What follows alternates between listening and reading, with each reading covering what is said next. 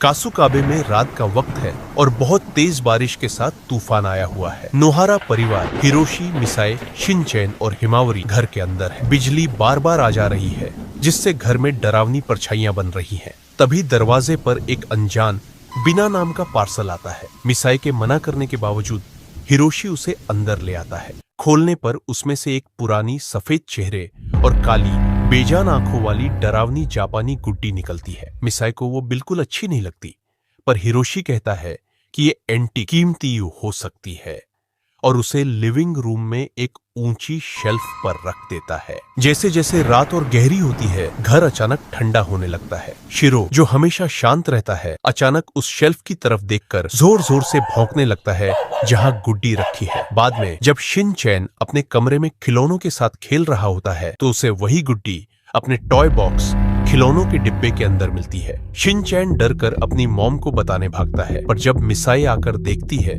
तो गुड्डी वापस ऊपर लिविंग रूम की शेल्फ पर ही होती है। घर की लाइट्स अचानक से झपझपाने लगती है और मिसाई को लिविंग रूम से अजीब सी फुसफुसाने की विस्परिंग आवाजें आने लगती। जब मिसाई हिमावरी को सुलाने मास्टर बेडरूम में जाती है तो देखती है कि वो डरावनी गुड्डी हिमावरी के पालने के बिल्कुल अंदर रखी हुई है। मिसाई बुरी तरह डर जाती है, हिमावरी को उठाती है और जोर से चीखती है। हिरोशी दौड़कर अंदर आता है और पूरा परिवार डर के मारे एक साथ खड़ा हो जाता है। तभी घर की सारी लाइट्स चली जाती है और घुप अंधेरा हो जाता है।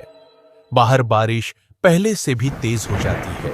वो तय करते हैं कि एक फ्लैश लाइट लेकर सब लिविंग रूम में एक साथ रहेंगे। लिविंग रूम में जब वो फ्लैश लाइट की रोशनी इधर उधर घुमाते हैं तो देखते हैं कि गुड्डी शेल्फ से गायब है। शिनचैन की सांस अटक जाती है। उसकी नजर किचन के काउंटर पर पड़ती है। गुड्डी वहां बैठी है और उसके चेहरे पर एक अजीब सी मुस्कान है। देखते ही देखते गुड्डी काउंटर से हवा में तैरते हुए नीचे आती है और धीरे धीरे उनकी तरफ बढ़ने लगती है। वो डर कर एक कोने में छिप जाते हैं और फंस जाते हैं। जैसे ही गुड्डी उनके बिल्कुल पास आती है, शिरो वहां दौड़कर आता है और गुड्डी को इग्नोर करते हुए दीवार के पास वाले तातामी मैट फर्श को अपने पैरों से जोर जोर से खोदने लगता है। शिनचैन समझ जाता है और शिरो की मदद के लिए मैट हटाने पर उन्हें फर्श के नीचे एक पुराना धूल से भरा लकड़ी का डिब्बा मिलता है। हिरोशी डिब्बा खोलता है जिसमें एक पुराना पीला तावीज टैलिस्मन रखा होता है।